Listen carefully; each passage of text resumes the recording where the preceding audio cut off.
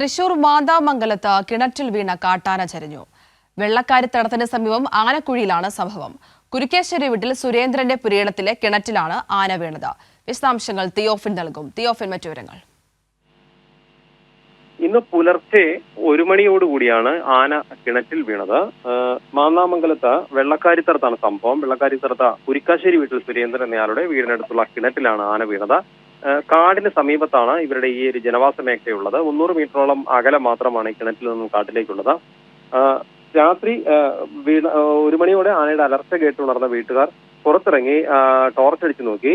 അതിനുശേഷം ഈ ടോർച്ചിന്റെ വെളിച്ചം കണ്ട് ആന ഒന്നുകൂടി ഉറക്കെ ശബ്ദമുണ്ടാക്കുകയും അതിനുശേഷമാണ് കിണറ്റിലേക്ക് ടോർച്ച് അടിച്ചു നോക്കിയത്. അപ്പോഴാണ് കിണറ്റിൽ വീണ ആനയെ കണ്ടത്. അപ്പോഴും ഇവർ ഭയന്നിരുന്നു കിണറിനടുത്തേക്ക് വരാനായി. കാരണം ആന കൂട്ടമുണ്ടോ എന്ന ഒരു സംശയം അവർക്കുണ്ടായിരുന്നു. എങ്കിലും ചുറ്റും ടോർച്ച് അടിച്ചു നോക്കിയപ്പോൾ ആനകളില്ല എന്ന് ബോധ്യമായതിനെ തുടർന്ന് വളരെ വേഗം തന്നെ ഇവർ വനംവകുപ്പിനെ വിവരം അറിയിക്കുകയും വനംവകുപ്പ് എത്തി ഈ ആനയെ മണ്ണുമാന്തി യന്ത്രം ഉപയോഗിച്ച് ഒരു സമാന്തരമായി വഴിയുണ്ടാക്കി ആനയ്ക്ക് കിണറ്റിൽ നിന്നും ഈ കാടിന്റെ ഭാഗത്തേക്ക് കയറി പോകാനുള്ള വഴിയുണ്ടാക്കി രക്ഷാപ്രവർത്തനം നടത്തി വരുന്നതിനിടെയാണ് രാവിലെ ആന ചെരിഞ്ഞത്.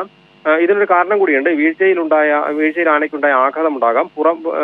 പുറം ഇടിച്ചാണ് ആന വീണത്. ഇതിനിടെ അത് മാത്രമല്ല ആ കിണറ്റിൽ വ്യാസം കുറവായിരുന്നു.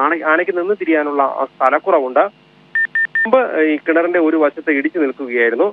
കൊമ്പ് ഉപയോഗിച്ച്, അതായത് ആനയ്ക്ക് ശരിക്കും കിണറ്റിൽ അങ്ങോട്ടോ ഇങ്ങോട്ടോ തിരിയാൻ പറ്റുന്ന ഒരു സാഹചര്യം ഉണ്ടായിരുന്നില്ല. അതും കിണറ്റിലെ ആവശ്യത്തിന് ശ്വാസം കിട്ടാത്ത പ്രശ്നവുമാകാം എന്ന് കരുതുന്നുണ്ട്. എന്തായാലും രക്ഷാപ്രവർത്തനം ഏറെക്കുറെ അവസാന ഘട്ടത്തിലേക്ക് എത്തുന്ന ഒരു സമയത്താണ് ആന ചെരിയുന്നത്.